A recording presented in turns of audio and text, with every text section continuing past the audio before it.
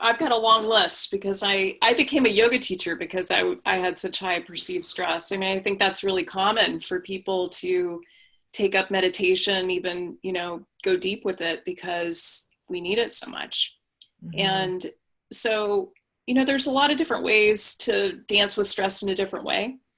Some people do it with exercise. I'm a big fan of burst training because that's a way to build stress resilience, especially when you go hard and then you back off and you go easier, and you do that for like a minute on and a minute off. So burst training, I think, is such a good source.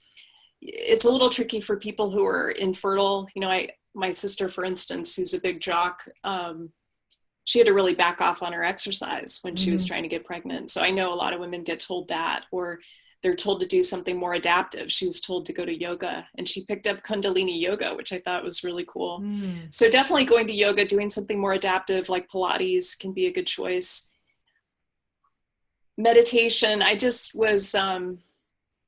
been following this Kundalini yoga teacher named Guru Jagat. She's in Venice, California. Right. She's huge. She's huge. And she had a beautiful line where she said, make out with meditation, just like find a way to fall in love with it. Find a way to really have it be embedded in your day and like be something super yummy that you look forward to. And I feel that way about meditation. I didn't always, but I need help with meditation. So I'll be totally vulnerable here.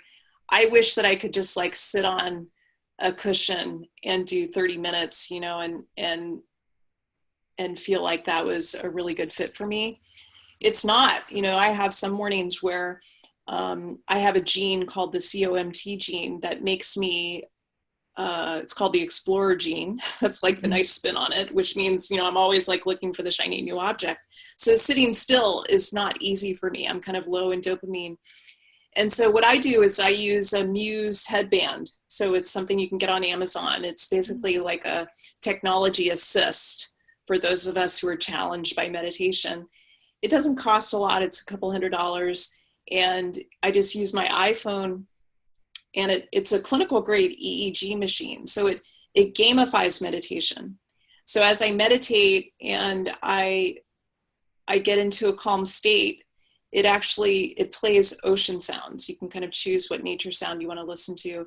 And if I get distracted, the sounds get louder. And as I get more calm, the sounds get quieter. And then I start to get birds chirping the longer that I stay calm.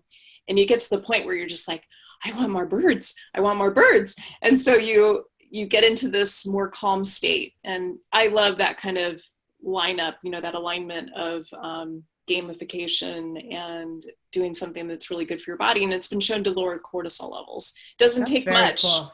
Only 20 minutes, 4 days makes a big difference in terms of your cortisol levels. Chanting, yoga, there's some supplements too, like fish oil has been shown to lower cortisol. I'm a little careful about using herbs.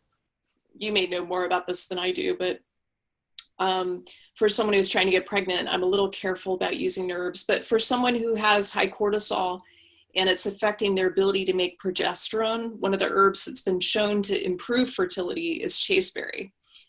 So that's been shown in a randomized trial at Stanford to raise your serum progesterone levels and also increase the rate of live birth. So I don't know of any drug that does that. I mean, that's a pretty powerful herb.